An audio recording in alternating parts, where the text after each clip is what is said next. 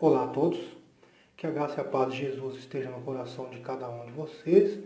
Sou o pastor Altemar Oliveira e eu quero apresentar aqui o curso, a primeira aula do curso avançado em teologia da FATEUS, tá? Esse é o módulo 1. Eu quero apresentar aqui, meu nome é Altemar Oliveira, né? Sou o pastor Altemar Oliveira, tenho 31 anos, casado, bacharel em teologia e mestre em ciências da religião, tá? Também sou diretor aí da FATEUS, tá? Diretor e presidente da FATEUS, e tenho aí feito esse trabalho aí, tendo buscado um destaque aí no que chamamos de teologia no Brasil. Tá? Em 2009 foi lançado o projeto Sola Scriptura, tá? Com alguns parceiros, e posteriormente esse projeto aí culminou na FATEUS, que é Faculdade Teológica Sola Scriptura. Também sou escritor de alguns livros, né? Sendo os mais recentes Missão Integral, a Igreja como Agente do Reino de Deus, e também o Compêndio de Teologia e Religião, tá ok? Antes de começar esse curso, essa primeira matéria, eu queria falar aqui um pouquinho sobre os 4 pilares da educação cristã, tá ok? São 4 pilares da educação cristã, que são: o primeiro pilar é aprender a conhecer, tá? O segundo é aprender a fazer. O terceiro, aprender a viver juntos, tá? E o quarto, aprender a ser, tá? Eu vou falar de cada um aqui para a gente compreender um pouquinho melhor, tá? Aprender a conhecer. Esses são os 4 passos, os 4 pilares aqui da educação cristã. Primeiro, aprender a ser ter a humildade de saber que nós não sabemos tudo, tá? E que nós devemos ser competentes, devemos ser compreensivos, tá? E útil, tá?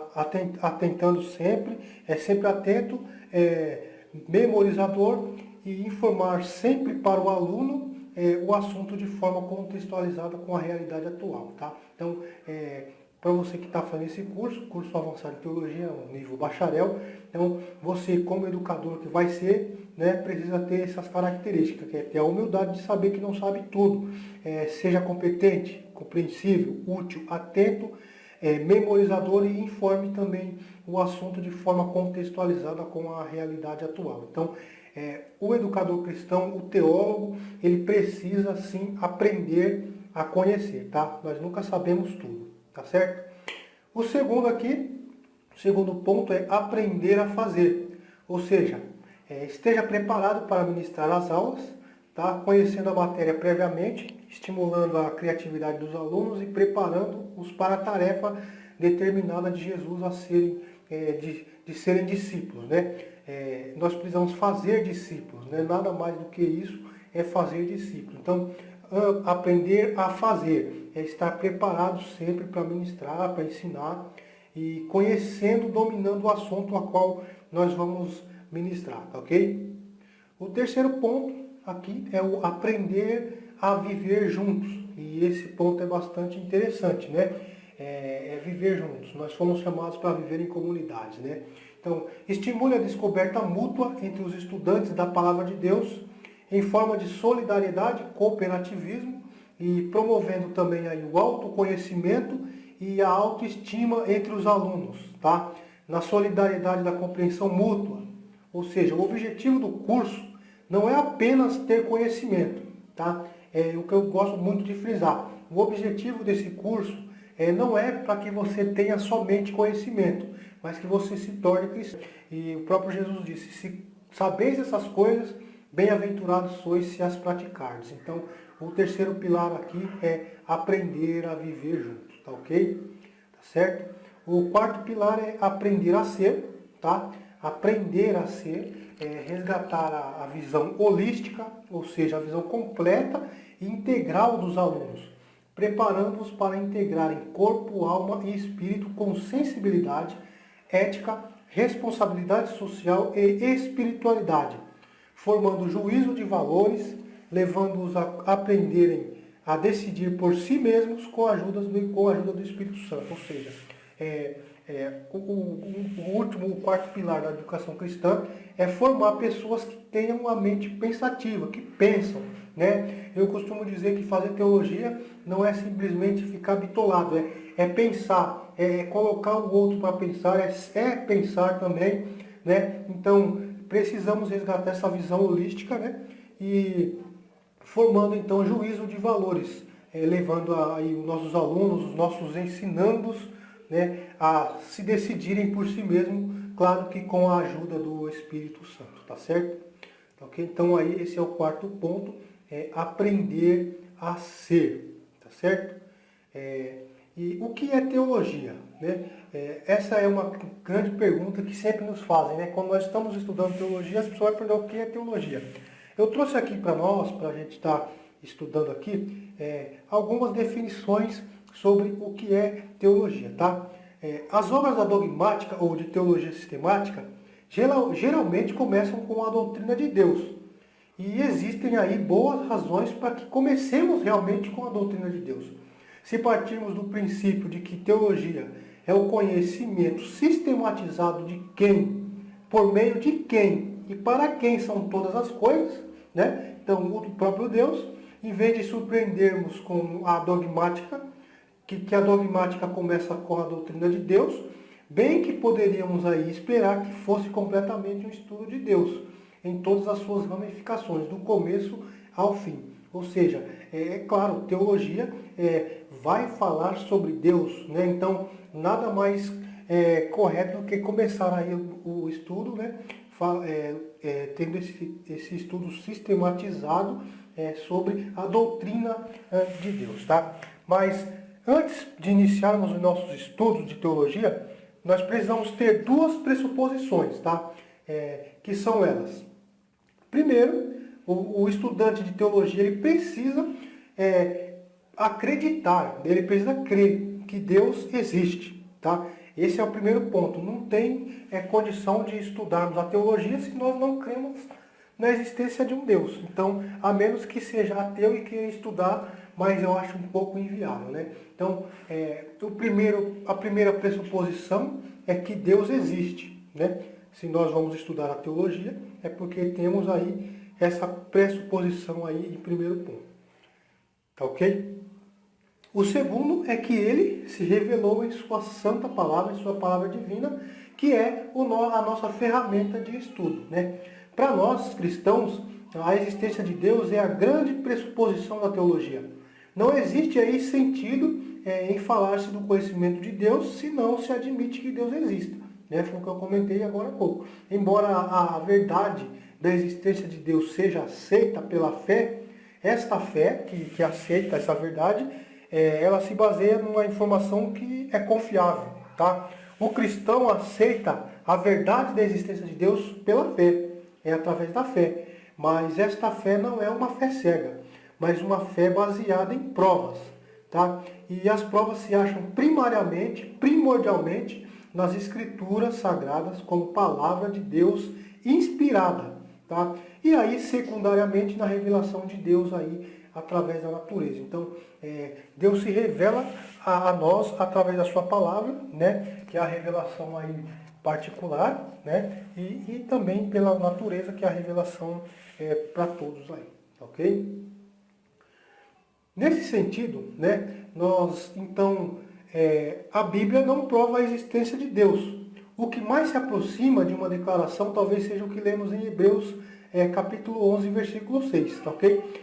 Então, pressupõe a existência de um Deus em sua declaração inicial. Por exemplo, no livro de Gênesis, né? No princípio criou Deus os céus e a terra. Nesse sentido, a Bíblia não prova a existência de Deus. O que mais se aproxima de uma declaração talvez seja o que lemos em Hebreus capítulo 11, versículo 6, tá? A Bíblia pressupõe a existência de Deus em sua declaração inicial. No princípio criou Deus os céus e a terra. Né? Então, vê-se Deus em quase todas as páginas das Escrituras Sagradas, em que ele se revela em palavras e também em atos. Ou seja, essa revelação de Deus constitui a base da nossa fé na existência dele. E toma uma fé inteiramente razoável. Tá? Devemos notar que é somente pela fé que aceitamos essa revelação de Deus e que obtemos uma real compreensão do seu conteúdo. Esses conhecimentos intensivos, resultantes da íntima comunhão com Deus, que Oséias tem em mente quando ele afirma, né? Conheçamos e prossigamos em conhecer o Senhor, né? Lá no capítulo 6, no versículo 3. O incrédulo não tem nenhuma real compreensão da palavra de Deus. As palavras de Paulo são muito pertinentes aí nessa conexão, né? Onde está o sábio? Onde está o escriba? Onde está o inquiridor desse século? Porventura não tornou Deus louca a sabedoria do mundo? Visto como na sabedoria de Deus o mundo não conheceu por sua própria sabedoria. Aprove a Deus salvar os que creem pela loucura da pregação. Isso está em 1 Coríntios capítulo 1, ali no versículo 20 a 21. Tá? Então, isso, nesse sentido, nós vemos que a Bíblia não quer, ela não se limita em querer provar a existência de Deus. Nós já partimos, a Bíblia já pressupõe, tá, que Deus exista. Tá, ok? Definição de teologia, né? Eu vou falar aqui algumas definições de teologia que a gente encontra aí nos teólogos, tá, ok? E eu peguei a definição de Strong, né, que é bem interessante. O Augustus Strong, ele define a teologia como sendo a ciência de Deus e das relações entre Deus e o universo. Outras definições são frequentemente dadas, sendo um discurso concernente a Deus, né? Nesse sentido, a palavra restringe a seu significado etimológico, né? Um discurso concernente a Deus, onde Orfeu e Homero eram chamados de teólogos entre os gregos porque seus poemas tratavam da natureza dos deuses, né? Então, esse é um discurso concernente a Deus. A teologia trata-se de um discurso concernente a Deus, tá? Uma outra coisa que é definida a teologia é a ciência do supernatural. Ou seja, supernatural aqui é sinônimo de espiritual. É aquilo que transcende o mundo externo, governado por leis físicas. Então, ciência do supernatural, ok? E uma outra questão aqui, uma outra posição é ciência da religião, tá, ok? Ciência da religião, né? Religião que deriva ali da palavra latim religare, né? Que é religar, e significa aquilo que nos liga a Deus. Subjetivamente é a necessidade interior de união aí com Deus. Então, 3 definições aí de teologia que a gente pegou aqui rapidamente, né? Strong define teologia como a ciência de Deus e das relações entre Deus e o universo, né? Também temos a definição que é a ciência do supernatural ou do espiritual e ciência da religião, tá, ok? E quais são os alvos ou qual é o alvo aí da teologia? O alvo da teologia nada mais é do que a certificação dos fatos que dizem respeito a Deus e as relações entre Deus e o universo. Ou seja, é a apresentação desses fatos em sua unidade racional, como partes aqui conexas de um formulado e orgânico sistema de verdade. Tá? Ao definirmos teologia como ciência, indicamos o seu alvo. A ciência não cria, a ciência ela descobre, né? Então a teologia descobre fatos e relações e não as cria. Tá? A teologia trata de fatos objetivos, ela não cria fantasias. Ela tem existência independentemente aí dos processos mentais subjetivos do teólogo. Ok? Ciência não é só observação, registro, verificação e formulação de fatos.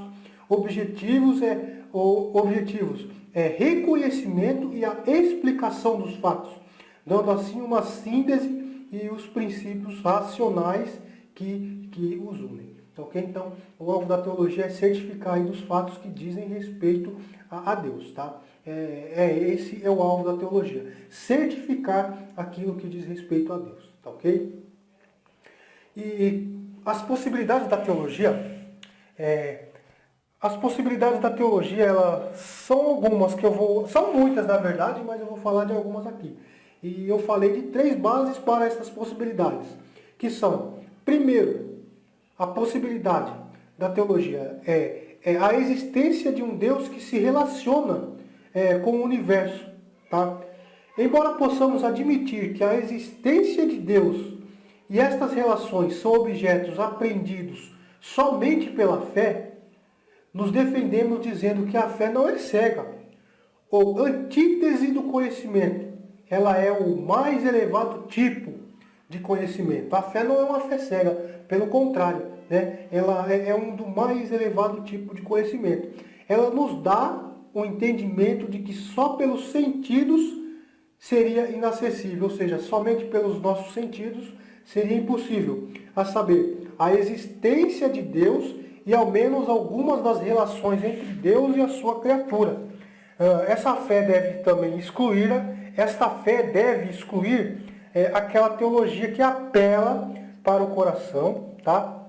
E que exclui a cabeça, né? Emoção, sentimentos em lugar de razão. Ou seja, a teologia ela está baseada dentro da fé, tá? Mas a teologia não pode sim se basear simplesmente no coração, na emoção e nos sentimentos. Mas também a teologia ela se baseia na razão. Fé e razão tem lugar aí dentro da teologia. Então, na existência de um Deus que se relaciona com o universo. Essa é a primeira possibilidade da teologia.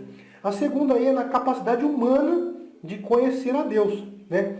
Admitimos que conhecemos de Deus só até onde as suas atividades o revelam e até onde as nossas mentes e corações são receptivos à sua revelação. Todavia, isso é suficiente para termos uma teologia, né? Ou seja, o homem tem a capacidade de conhecer a Deus, né? Claro que limitada, né? Somente conseguimos conhecer até onde Deus se dá a conhecer. E isso, né, já é suficientemente próprio para que possamos ter uma teologia, tá? Então, na capacidade humana de conhecer a Deus. E o terceiro é na revelação aí do próprio Deus. Se admitirmos o fato da revelação de Deus para o homem, então é possível uma teologia científica, né? Se nós admitimos que Deus se revela para o homem, nós podemos então buscar evidências dessa revelação e provas, né? A revelação de Deus é, em grande parte, uma revelação exterior, em obras e palavras. A revelação não está limitada simplesmente às Escrituras. Antes delas, Deus já se fazia conhecido na natureza e na história, tá? A revelação exterior precede e condiciona aí a revelação interior, tá ok? Tá? Também, né, a necessidade de teologia também se baseia no instinto organizador aí da mente humana, tá? A mente humana não suporta a confusão e a aparente contradição dos fatos conhecidos. Tão logo o homem começa a refletir, surge a tendência de harmonizar e unificar seus conhecimentos. Ou seja, o homem é um ser racional. E isso significa que ele deve tentar explicar as coisas. Então, por isso que é necessário se fazer teologia, porque o homem tem esse instinto aí organizador dentro da sua mente. Então, a teologia ela organiza os fatos, né, concernentes aí às verdades de Deus, tá? E também na relação da verdade sistemática com o desenvolvimento do caráter, né? Todo conhecimento de Deus influi e deve se influenciar no caráter. A verdade integralmente digerida é essencial ao desenvolvimento do caráter individual e congregacional. Os mais fortes cristãos e igrejas são os que têm a mais firme segurança nas grandes doutrinas do cristianismo. Compare isso com a história dos mártires, por exemplo, né? A piedade que pode ser ferida pela sistemática teológica deve ser fraca, mística ou equívoca. Todo o desenvolvimento do caráter está condicionado à evolução do conhecimento, né? Isso lá em Colossenses 1:10 a gente vai ver basicamente, né, que o próprio apóstolo diz: para que possais andar dignamente diante do Senhor, agradando-lhe em tudo, frutificando em toda a boa obra e crescendo no conhecimento de Deus. Então a ignorância é a mãe da superstição, não da devoção. Então a teologia precisa ser feita, a necessidade da teologia também está aí ligada à relação da verdade sistemática com o desenvolvimento então do caráter do próprio homem. Tá ok? A necessidade da teologia também se baseia, né, na importância dos pontos de vista definidos e justos da doutrina cristã para o pregador, para o seu mensageiro, né? Sua principal qualificação como pregador, a nossa principal qualificação como pregador, deve ser o poder de conceber clara e compreensivamente e expressar precisa e poderosamente a verdade. Ou seja, o trabalho do pregador é esse, é compreender claramente e transmitir essa compreensão mais clara ainda. Então, e você não pode fazer isso sem conhecer os fatos, tá? Como partes do sistema. Mutilar a doutrina ou interpretá-la falsamente é pecado contra o seu próprio revelador. Isso pode levar à ruína as almas dos homens. E isso é muito sério.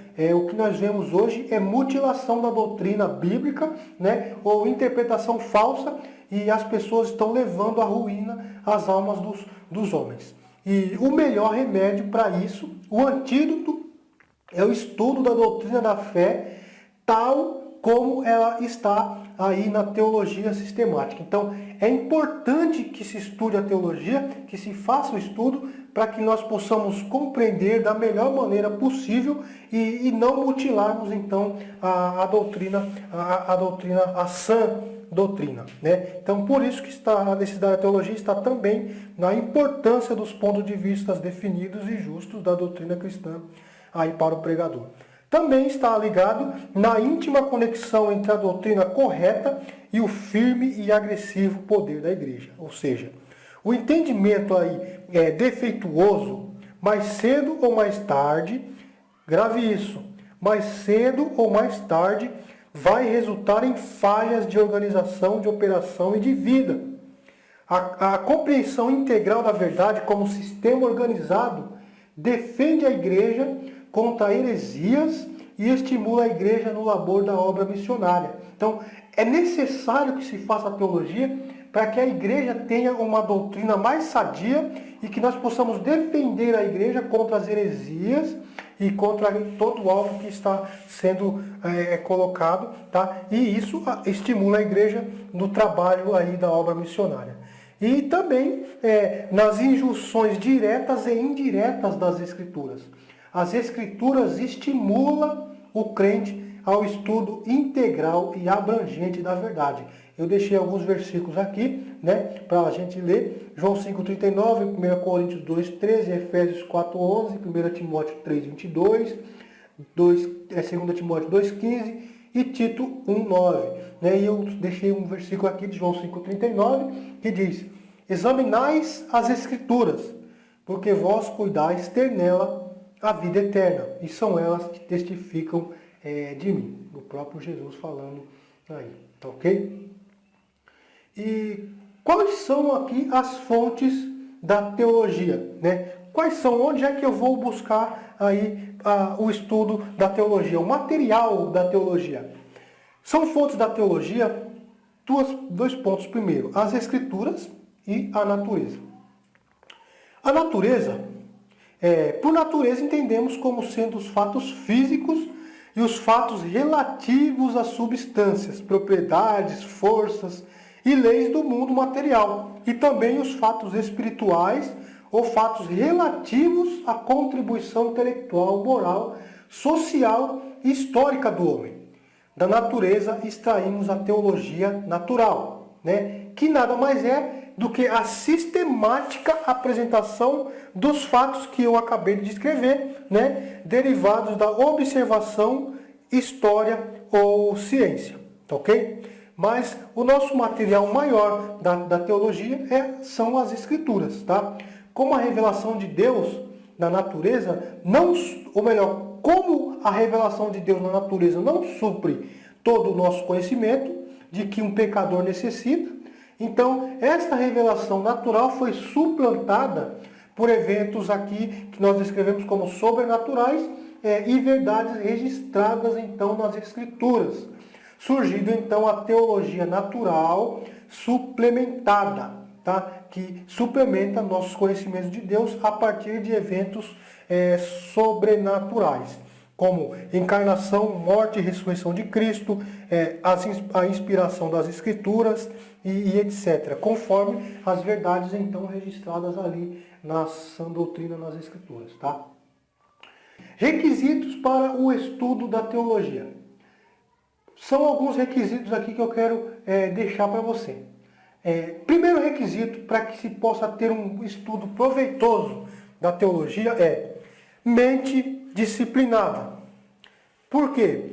Para coletar com paciência, né, fatos, sustentar em suas mãos muitos fatos de uma vez, né, inferir através de contínuas reflexões seus princípios que estabelecem como conexões, né, suspender um julgamento final até que suas conclusões sejam verificadas pela Escritura e pela experiência. Ou seja, a nossa mente precisa estar disciplinada, né, para coletar os fatos, para analisar os textos, buscar as verdades da Bíblia e também para quando vemos que estamos errados, suspendermos então o julgamento e verificar dentro da própria Escritura o que está sendo, o que é correto. Então, colocar aí um julgamento mais verdadeiro. Então, mente disciplinada. Segundo ponto, discernimento e entendimento. Devemos ponderar os fatos espirituais, bem como os sensoriais e materiais. Ver estas coisas em suas relações interiores, como também em suas formas exteriores.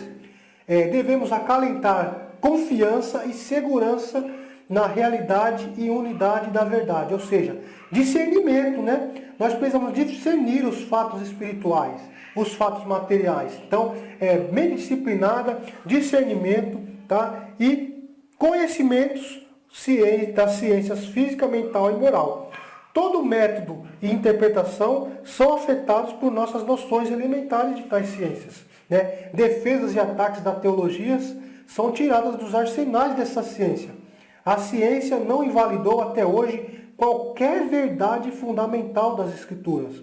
Mudou sim nossas afirmações e quebrou alguns dos nossos deuses de barro, e quanto mais depressa cair nossos deuses de barro, melhor. Ou seja, conhecimento das ciências física e moral, nós temos aí o material, a mente disciplinada, o discernimento e o conhecimento, né, das ciências, das técnicas para que possamos ter uma boa interpretação do texto. Tá certo? Conhecimento também das línguas originais da Bíblia, isso é um requisito aí para o estudo da teologia, ou seja, isso é preciso para determinar o sentido dos termos fundamentais da Escritura e interpretar declarações da doutrina através das conexões do contexto, né? Precisamos conhecer as línguas originais. Eu não quero dizer aqui que você vai sair falando grego ou hebraico, né, fluente, mas precisamos ter noções de conhecimento e por isso eu deixo aí disponibilizado aí no curso avançado também. Você tem algum material aí com léxico de grego e hebraico, tem um material muito interessante sobre grego e sobre hebraico também, que tem aí no material suplementar. Então, conhecimento das línguas originais da Bíblia é um requisito muito importante. E um outro requisito é a afeição santa para com Deus. Ter essa mente voltada para a santidade de Deus, buscando sempre a santificação, né, e se consagrando ao Senhor para que Ele possa nos ajudar, né? E a influência iluminadora do Espírito Santo, aí, conforme o texto de 1 Coríntios 2, 11 e 12, tá? Que está aí para você dar uma olhada aí no texto, tá ok? Um breve panorama histórico aí da teologia. Eu vou falar aqui de um panorama histórico breve, tá? Que são em 2 pontos aí, na Igreja do Oriente e também na Igreja do Ocidente. Na Igreja do Oriente, que foi do ano 100 até 800, né? Vou falar um pouquinho.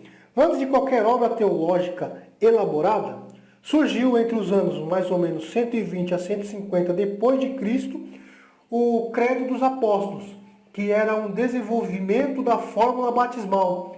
O Credo dos Apóstolos, tal como conhecemos hoje, católico romano, surgiu a partir do V século, né? E temos nesse período escritos teológicos dos chamados pais da Igreja.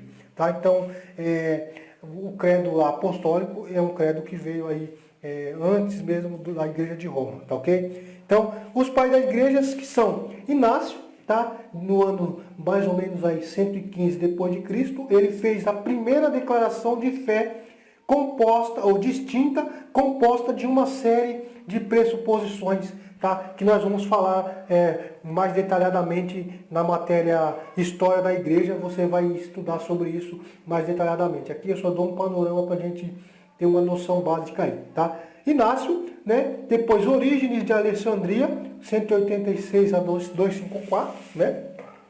O Orígenes, ele defendia que os escritores da Sagrada Escritura foram inspirados por Deus e por isso elas são obra de Deus. Mas o autor inspirado conserva, enquanto escreve, as suas faculdades mentais. Ele sabe o que está escrevendo e tem a liberdade de escrever ou não. Tá? Também vamos entrar mais a fundo na matéria de história da igreja, tá ok? Atanásio de Alexandria, 300 a 373, escreveu um tratado sobre a Trindade e a divindade de Cristo, o chamado Credo Atanásio, Credo de Atanásio. Gregório de Nissa, né? Da Capadócia, 332 a 398, em seus escritos apologéticos formulou a doutrina da Santíssima Trindade, utilizando argumentos inspirados na teoria das ideias de Platão. Entre outras obras, escreveu A Criação do Homem, onde desenvolve uma antropologia teológica. A Grande Catequese, que buscou um compêndio das principais verdades da fé da época. Vida de Macrina, onde faz a biografia de sua irmã. Mas o mais importante e mais antigo texto da teologia sistemática nós devemos aí e creditamos a João Damasceno, que viveu entre 700 a 760, né? Que em sua obra Transmissão Exata da Fé Ortodoxa concebeu o plano da exposição ordenada das doutrinas, mostrando o seu relacionamento umas com as outras. Aí o primeiro material de teologia sistemática aí foi escrito por João Damasceno, tá certo? Na Igreja do Ocidente, 800 a 1400 aí depois de Cristo. Existem aí 3 períodos distintos na teologia da Igreja do Ocidente, sendo eles, primeiro, escolasticismo, do ano 1100 a 1400. Esse período foi introduzido por Pedro Lombardo, tá? Chegando ao clímax em Tomás de Aquino, tá? E Duns Scotus, tá? Tem os anos aí em que eles viveram. Antes dele, nós temos ainda Agostinho, que viveu 353 a 430, mais ou menos, no meio tempo do ministério. João Escoto Erígena, Rosselino, Pedro Abelardo e Anselmo de Cantuária, né? Contudo, aí, Pedro Abelardo foi o grande sistematizador da Igreja Ocidental, que, baseado em Aristóteles, tratou cada doutrina na ordem das 4 causas: material, formal, eficiente e final. Tá? Tudo isso nós vamos aprender com mais detalhes, mais a fundo, cada ponto, na matéria História da Igreja. Tá ok? Tá certo? O dominicano Tomás de Aquino e o franciscano Duns Scotus, que elaboraram a teologia escolástica de modo mais completo em suas sumas, né? Conhecemos aí as sumas teológicas de Tomás de Aquino e etc e tal. Mas, infelizmente, o escolasticismo acabou no ceticismo nominalista de Guilherme de Ockham, que viveu 1270 a 1347. Tá ok? E aí nós temos o período do simbolismo, que vem de 1400 até 1700. Esse período foi representado pelos teólogos da Reforma, né? Onde nós vimos já muitos nomes aí como Lutero, Melanchthon, Calvino, Calisto, Cosseius, tá? Nesse período surgiram 2 teologias, as mais fortes, né? A luterana e a teologia reformada. Quais são elas? A teologia luterana tinha como alvo a igreja existente, sustentando que aquilo que não é contra o evangelho é por ele. Dava ênfase ao princípio da reforma, a justificação pela fé, mas conservava muitos costumes da igreja romana, que não eram proibidos expressamente nas Escrituras. Já a teologia reformada é o termo técnico, né, para designar aquela nova fase da teologia que tem sua origem ali na Suíça, né? mais especificamente com Eurico Zwingli, né? Em 1848, 1531. Mas coube a João Calvino, né? Pôr em ordem os princípios daquela teologia em forma sistemática, né? A teologia reformada tinha como alvo edificar uma nova igreja, afirmando que o que não deriva da Bíblia é contra ela. Dava ênfase ao princípio formal da reforma, que é o lema que levamos até hoje, né? A autoridade única das Escrituras, que é até o nosso título aí, Sola Scriptura, tá ok?